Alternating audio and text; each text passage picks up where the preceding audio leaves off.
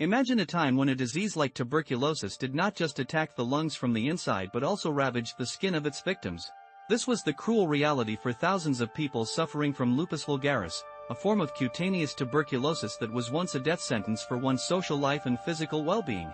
In the 19th century, this condition had no cure, and it condemned those afflicted to a life defined by shame, isolation, and constant pain. Their faces were often left disfigured, and because there was no medical answer, they were frequently forced to hide away from a world that did not understand their suffering.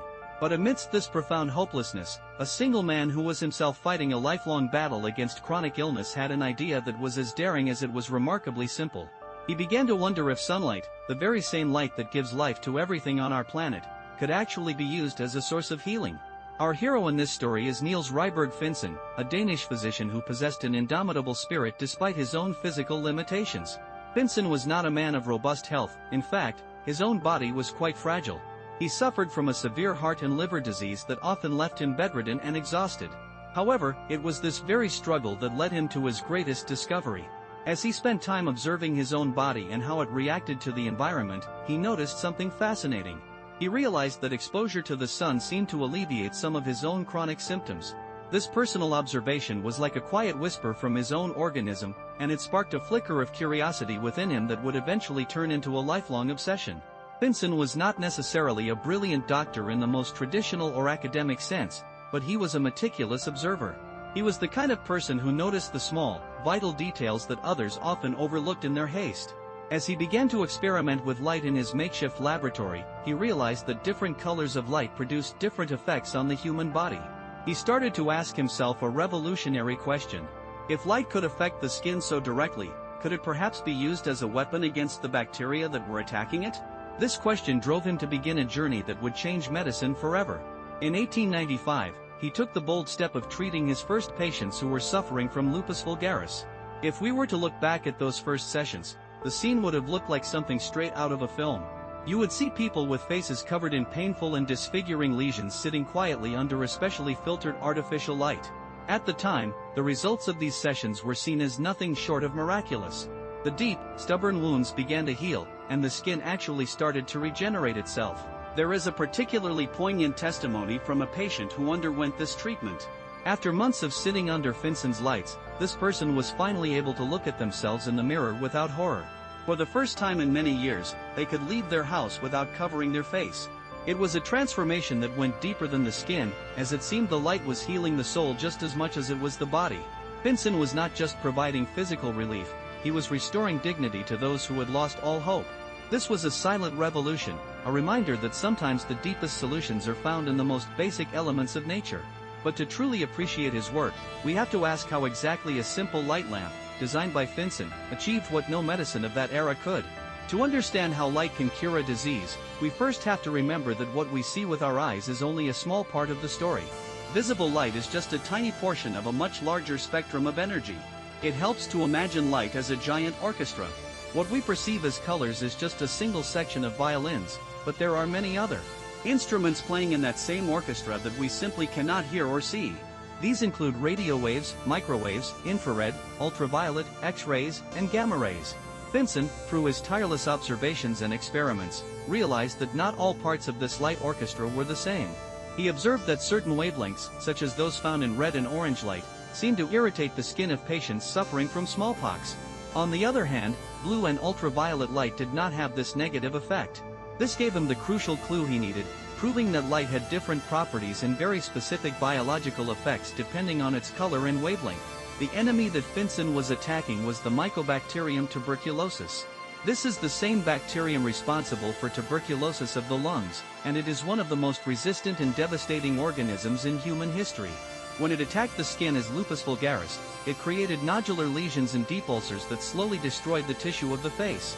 Before Finsen arrived on the scene, the only real treatment option was surgery, which was incredibly painful and often completely ineffective.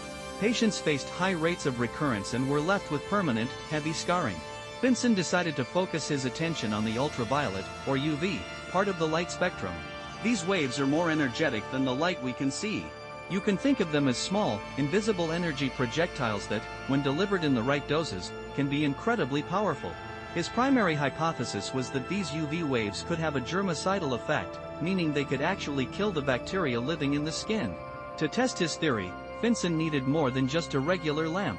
He needed a powerful light source and a way to filter and concentrate the ultraviolet rays while getting rid of the parts of light that were harmful or useless. For example, infrared light produces heat, which would simply burn the patient's skin without helping the infection.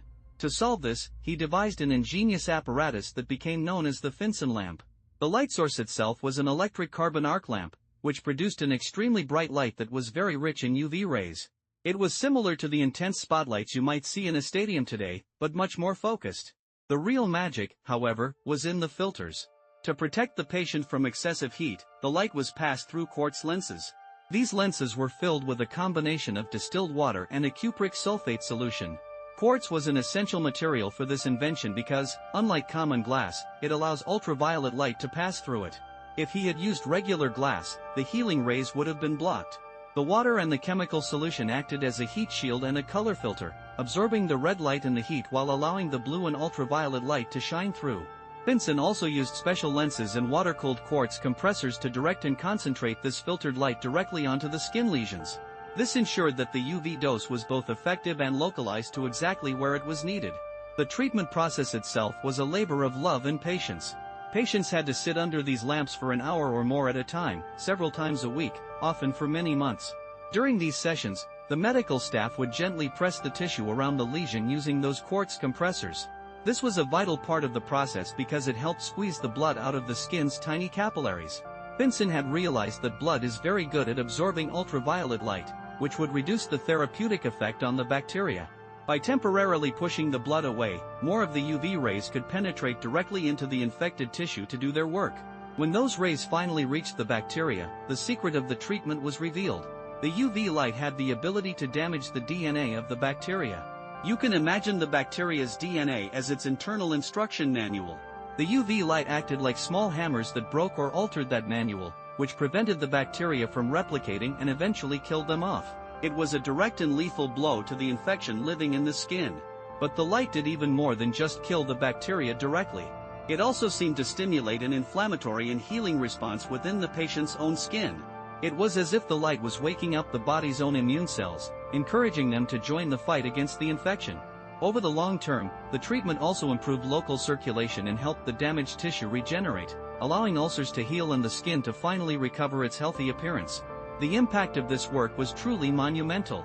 In 1903, the world recognized Finsen's achievements by awarding him the Nobel Prize in Physiology or Medicine.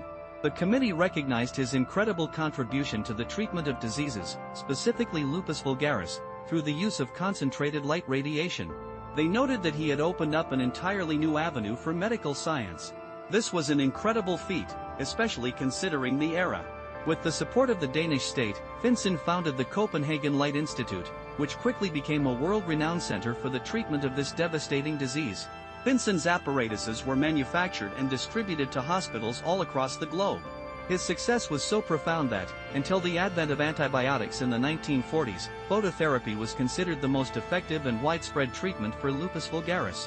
His work saved countless lives and, perhaps more importantly, restored the quality of life for people who had been cast out by society. He was a true pioneer of photomedicine, proving that light, which seems so natural and harmless, could be one of the most powerful tools in a doctor's arsenal. Tragically, Finsen's own struggle with disease eventually took his life when he was only 43 years old. Yet, despite his constant pain and physical limitations, he never stopped working or observing the world around him. His story is a moving testament to what can be achieved through acute observation, tireless perseverance, and an unwavering faith in an idea. He showed us that the most revolutionary solutions do not always have to come from complex chemical formulas or expensive new drugs. Sometimes, they come from looking at the most basic elements of our world with fresh eyes and discovering the hidden potential that has been there all along. Finsen's legacy is a reminder that even in our darkest moments, there is a source of light waiting to be harnessed for the good of humanity.